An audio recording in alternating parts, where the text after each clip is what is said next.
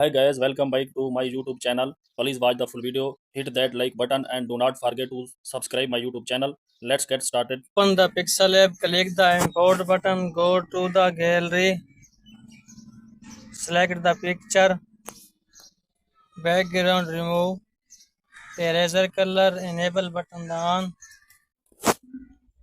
adjust the picture, click the import button, go to the gallery, select the picture, background remove,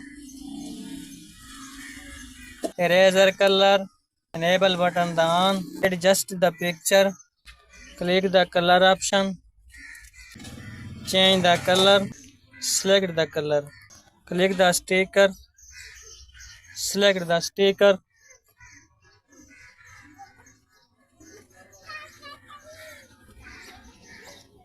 please like the video and subscribe the channel.